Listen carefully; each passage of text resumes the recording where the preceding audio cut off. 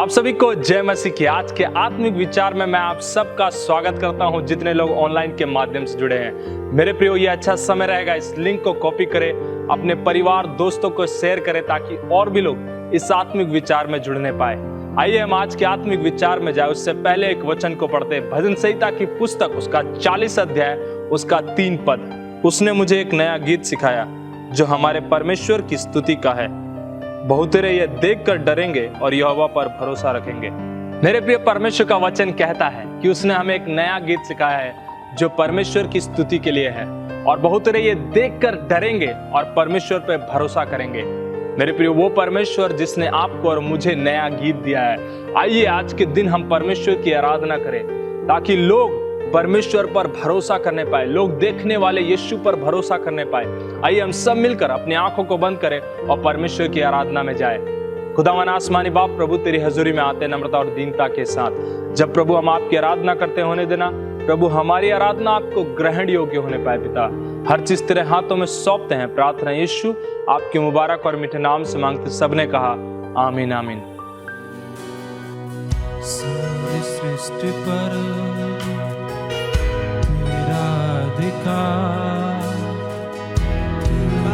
राजाधिराज है प्रभु,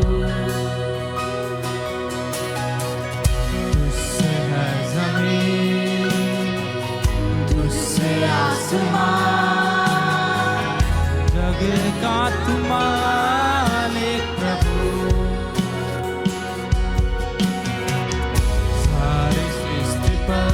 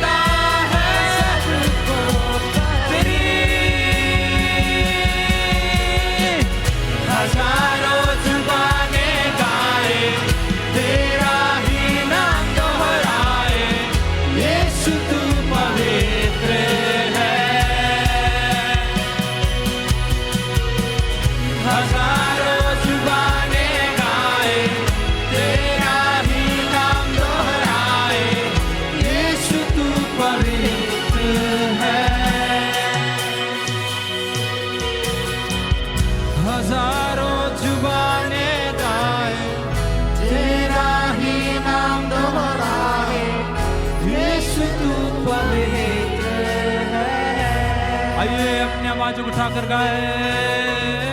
हजारों जुबाने गाए, तेरा ही नाम दोहराए, यीशु तू पवित्र। ये समय सूचनाओं का है, कृपया सूचनाएं ध्यानपूर्वक सुने। फरीदाबाद के अलग अलग स्थानों में grace Assembly of God church की आराधना सभा होती है, जैसे कि मैं एस्तर लकड़ा और मैं इवेन लाकरा, हम दोनों मिलकर Grace Assembly of God Church Dhiraj Nagar में सेवकाई करते हैं। मैं अरुण, मैं बसंती, हम Grace Assembly of God Church Ramnagar में सेवकाई करते हैं। मेरा नाम जॉनसन मसीह है। मेरा नाम नीलम मसीह है। हम दोनों मिलकर Grace Assembly of God church Surajkund में सेवा करते हैं। मैं अखिल, मैं अनुपमा जॉय। हम दोनों मिलकर Grace Assembly of God church Bharat colony में सेवा करते हैं। मेरा नाम अश्मिता साहा और मेरा नाम आदित्य साहा है। और हम दोनों मिलकर Grace Assembly of God church 21D और गदाखोर में सेवा करते हैं। मैं वरुण, मैं पायल। हम दोनों मिलकर Grace Assembly of God Church Dayal Nagar में सेवकाई करते हैं। मैं जीवनदीप, मैं पुष्पा, हम दोनों मिलकर Grace Assembly of God Church Nimka में सेवा करते हैं। मेरा नाम शाहरुख है और मैं पास्टर जीवनदीप के साथ मिलकर Grace Assembly of God church Neemka में सेवकाई करता हूँ। अंग्रेजी की आराधना सभा सुबह 10 बजे 21C क्षेत्र में होती है। यदि आप इन क्षेत्रों के आसपास रहते हैं तो कृपया करके आप हमारे साथ किसी भी एक आराधना सभा में जरूर भागी हों। हर रविवार सुबह 11 बजे YouTube के माध्यम से आत्मिक विचार प्रस्तुत किया जाता है। आप कलीसिया भवन किसी कारण नहीं जा पाते तो आप ऑनलाइन के माध्यम से आत्मिक विचारों का आनंद ले सकते हैं। हर शुक्रवार शाम 6:30 बजे मुख्य कलीसिया भवन सेक्टर 21C में आराधना सभा होती है। यदि आप किसी कारणवश नहीं भी आ पाते हैं कलीसिया भवन तो आप ऑनलाइन के माध्यम से भी जुड़ सकते हैं, जैसे YouTube और Facebook के माध्यम से। आने वाले 18 तारीख संयुक्त गुड फ्राइडे की सभा हमारे मुख्य कलीसिया भवन सेक्टर 21C में होगी, जिसका समय है सुबह 10 बजे। और मैं आप सभी को उत्साहित करना चाहता हूं कि आप सभी आएं और परमेश्वर की आशीष को पाएं। आने वाले 20 तारीख को पुनरुत्थान की सभा हमारे मुख्य कलीसिया भवन सेक्टर 21C में होगी, जिसका समय इस प्रकार से है। हिंदी की सभा 8 बजे, अंग्रेजी की सभा 11 बजे होगी। और मैं आप सभी को उत्साहित करना चाहता हूं कि आप सभी इन सभाओं में जुड़ें और आशीषित हो। आज के लिए इतना ही। अधिक जानकारी के लिए अपने क्षेत्रीय पासवानों से संपर्क करें। ये समय है अपने भेंट और दशवांश को प्रभु के राज्य के लिए लेके आए। मेरे प्रियो, मैं पवित्र शास्त्र से एक कहानी को आपको बताऊंगा। बाइबल बताती है यीशु मसीह के पीछे भीड़ चली जा रही थी और वो यीशु मसीह के संदेश को सुन रहे थे। शाम हो गई। बाइबल बताती है यीशु मसीह ने अपने चेलों से कहा, जाओ इनके लिए खाने के लिए कुछ उपाय करो। और उस कहानी में आप जब पढ़ेंगे, बाइबल बताती है कि एक बच्चा यीशु मसीह के पास आया। उसने कहा, मेरे पास 5 रोटी और 2 मछली है। और यीशु मसीह ने वो लिया और प्रार्थना किया, आशीष दी और लोगों ने भर पेट खाया। और बाइबल बताती है 12 टोकरियां उसके बाद बच गई और वो उस बच्चे की थी। मेरे को ये लगता है, मैं ये सोचता हूं कि जो 12 टोकरी बची वो उस बच्चे को मिली होगी।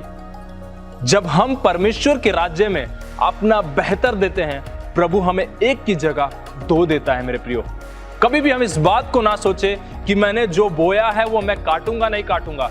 हम उसका बेहतर काटने जाएंगे और परमेश्वर हमें बेहतर देगा।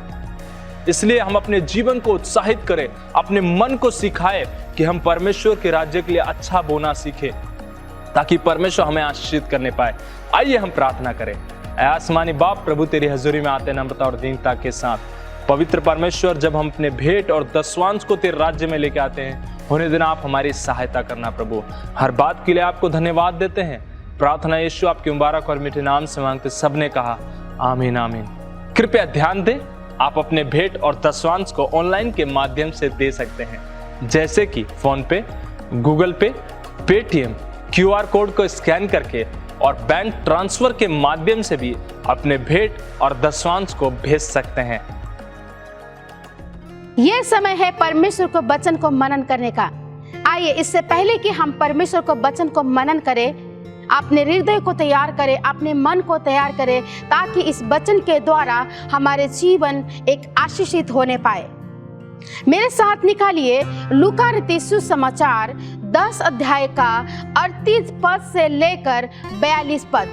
जब वे जा रहे थे तो वह एक गांव में गया और मार्था नामक एक स्त्री ने उसे अपने घर में उतारा। मरियम नामक उसकी एक बहन थी, वह प्रभु के चरणों में बैठकर उसका वचन सुनती थी। परंतु मार्था सेवा करते करते घबरा गई और उसके पास आकर कहने लगी, हे प्रभु, क्या तुझे कुछ भी चिंता नहीं कि मेरी बहन ने मुझे सेवा करने के लिए अकेले ही छोड़ दिया है? इसलिए उससे कहे कि मेरी सहायता करे। प्रभु ने उसे उत्तर दिया, हे मार्था, तू बहुत बातों के लिए चिंता करती और घबराती है, परंतु एक बात आवश्यक है और उस उत्तम भाग को मरियम ने चुन लिया है जो उसे छीना न जाएगा।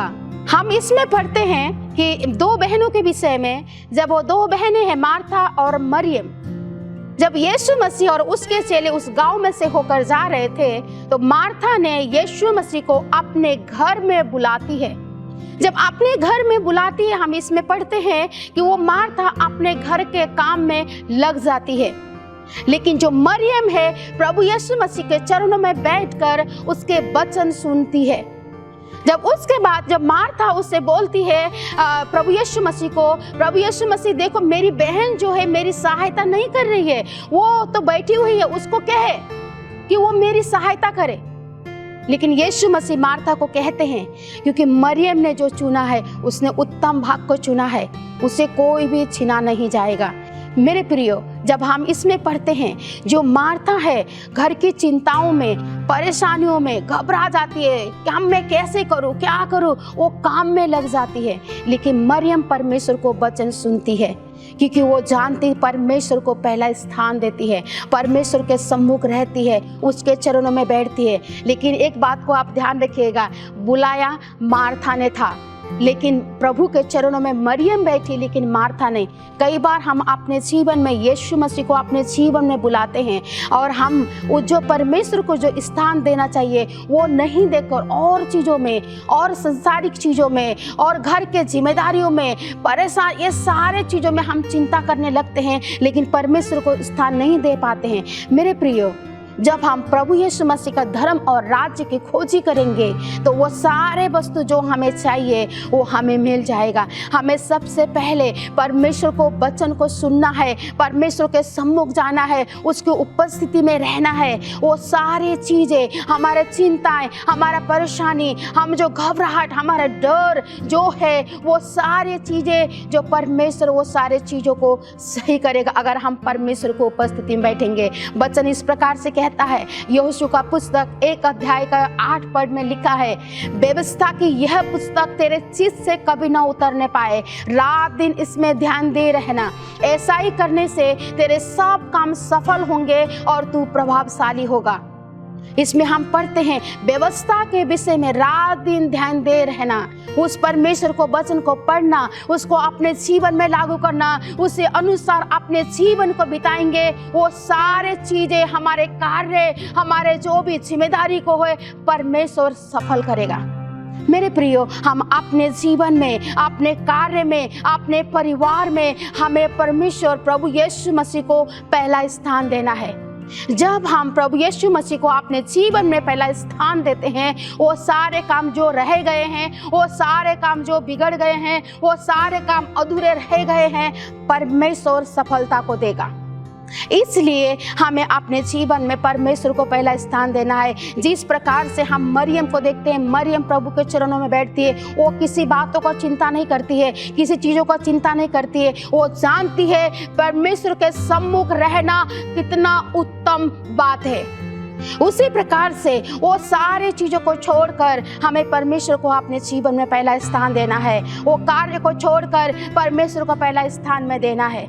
इसलिए हम अपने जीवन को परमेश्वर के सम्मुख रखें और परमेश्वर को पहला स्थान दें। जब हम परमेश्वर के धर्म राज्य को खोजी करेंगे, परमेश्वर को वचन को मनन करेंगे, परमेश्वर के सम्मुख रहेंगे, वो सारी चीज़ें जो हमें नीड है, जो हमें ज़रूरत है, जो हमारे चिंता है, हमारे परेशानी है, वो सारे चीज़ें परमेश्वर सफल करेगा। बस एक ही चीज़ हमें ये ध्यान रखना है, परमेश्वर को अपने जीवन में पहला स्थान दे, परमेश्वर को अपने कार्य में पहला स्थान दे, परमेश्वर को अपने घर में पहला स्थान दे, क्योंकि परमेश्वर से प्रेम करे और परमेश्वर आपके जीवन में, आपके परिवार में, आपके कार्य में सफलता को देगा।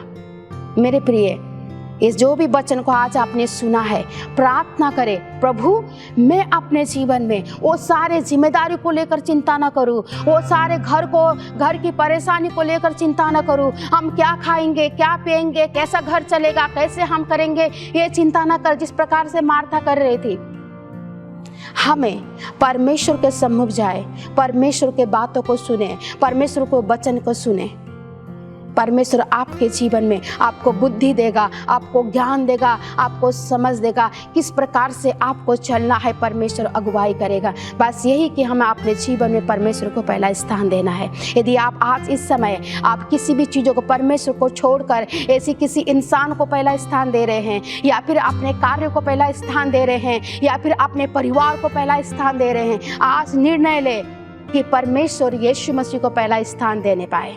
आइए अपने सरों को झुकाए और परमेश्वर के सम्मुख जाए, प्रभु यीशु मसीह से कहे, परमेश्वर मेरी सहायता कर, मेरी मदद कर प्रभु, कि मैं अपने जीवन में तुझे पहला स्थान देने पाऊँ। प्रभु मेरी सहायता कर, मेरे कार्य में मैं तुझे पहला स्थान देने पाऊँ। बहुत सारे बातों को चिंता न करूँ, बल्कि तुझ पर भरोसा करने पाऊँ, तुझसे प्यार करने पाऊँ।